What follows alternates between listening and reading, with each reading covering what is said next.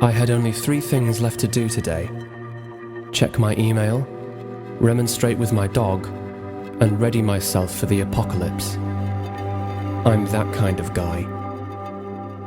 I decided to do them in reverse order to lob a curved ball at God.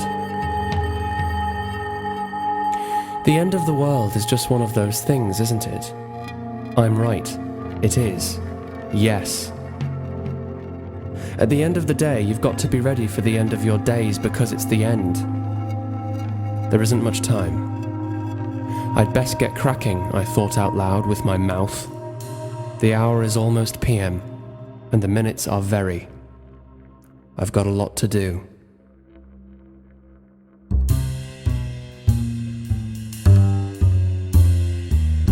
I went to the hardware store and I walked straight to the front where I addressed the big man behind the counter.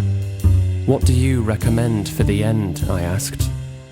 He took one look at my slender frame and said, "John Wedgwood Clark was my English teacher. I miss him dearly. I think of him nightly, and now I cannot satisfy my wife. Those 2 things are not related." "I'm afraid I cannot help you," I said to him, "but you can still service me." He proceeded to the back of the shop and spent 35 minutes searching for the correct hinge. I waited and waited. Twice I waited. Until he returned, hinge in hand, and said, "I'll just need your postcode and that'll be all." I flat out refused and flagged on his shoes on my way out. He looked slightly shocked, but I was having none of it. You've got to draw the line somewhere, haven't you? And I'd drawn it there. As my dad used to say, actions speak louder than words, especially if those actions are spoken. I needed a drink.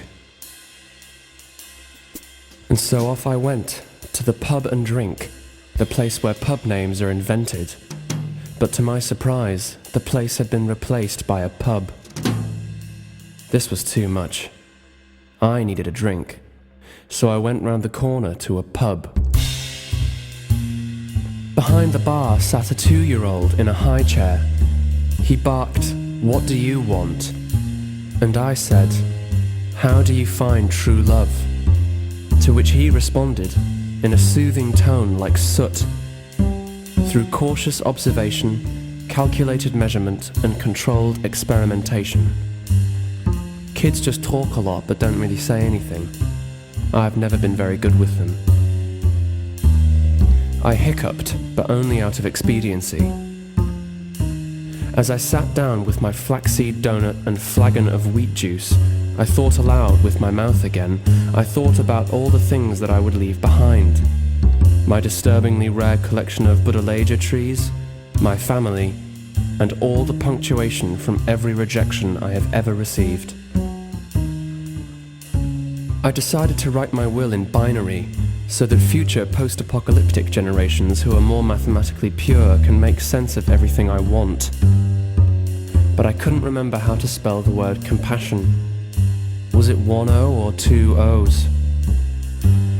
"Time, gentlemen," barked the baby as he threw his spoon across the room. I blamed the parents.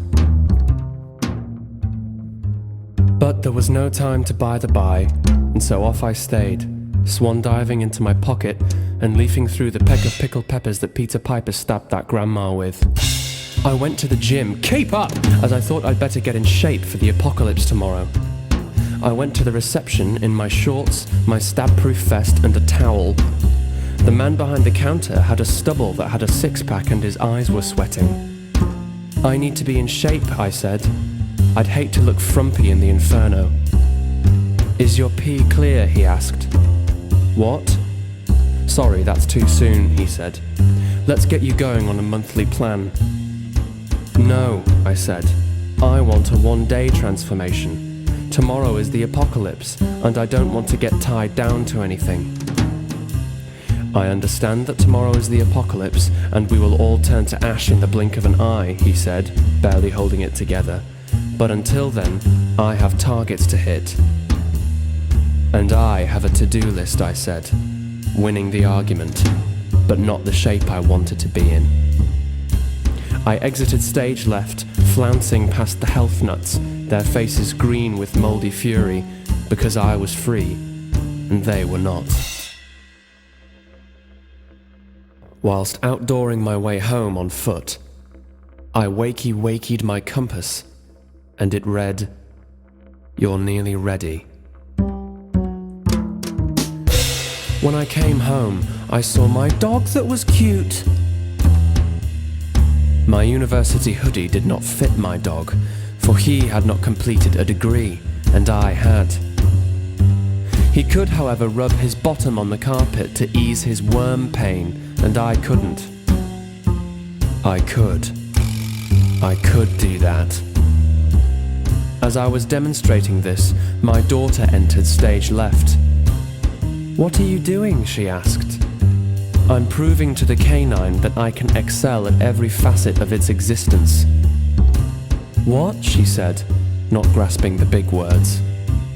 "I'm dicking all over the dog," I said.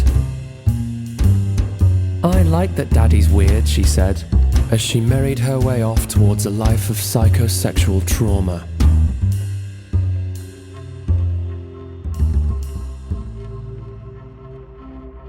The day was nearly done now, and what a day. I sat down at my desk, right on schedule, and checked my email. "My non-stick hotpoint wok is laden with your rotten ejaculate. I no longer salt my pad thai." Junk mail had breached acceptable marketing standards these days, I thought aloud with my now aching mouth. I considered complaining via email to the email people about the email, but there would only be the wrong people wanting details. "To be understood," I added to my will. I deleted the email and sat back in my chair. This was too much.